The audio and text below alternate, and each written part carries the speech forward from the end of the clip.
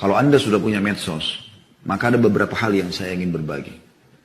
Namun sebelumnya izinkan saya menyampaikan, saya juga tiba-tiba teringat, perlu Anda tahu ya, efek daripada medsos ini luar biasa.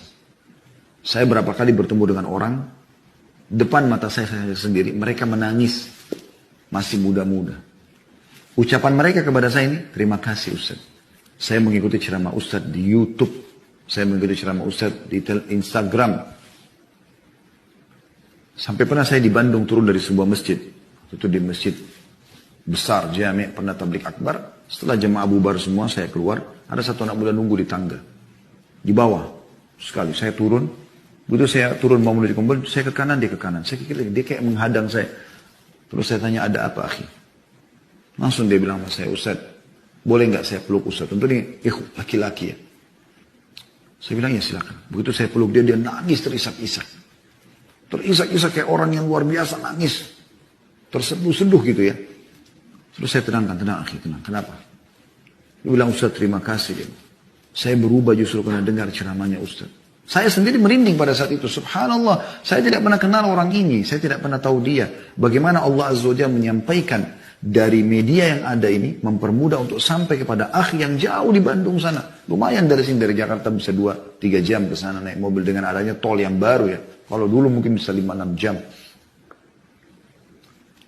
Kemudian dia bilang sama saya, sambil dia menangis, dia mengatakan, orang sampai mengira saya gila Ustaz. Saya berubah total. Dari orang yang tidak kenal Allah, tidak sholat, saya berubah. Kemudian setelah itu dia bilang, bukan cuma itu Ustaz. Dia bilang, saya baru saja menikah. Sambil dia nangis nih, sambil dia tertawa subhanallah. Setelah itu dia tertawa, dia mengatakan, saya masih mengingat perkataan Ustaz. Kenapa nggak nikah nih bujang-bujang? Apakah menunggu Dajjal keluar? Sambil dia tertawa. Saya pernah bercanda begitu di pengajian kepada para teman-teman yang belum menikah. Subhanallah, pengaruhnya luar biasa dan banyak sekali orang seperti itu. Saya pergi ke luar negeri, bolak-balik diundang oleh orang kita di Amerika, di Eropa, kemana-mana. Rata-rata semua mengatakan, saya dengar ceramah Ustaz, saya berubah, saya begini, saya begitu.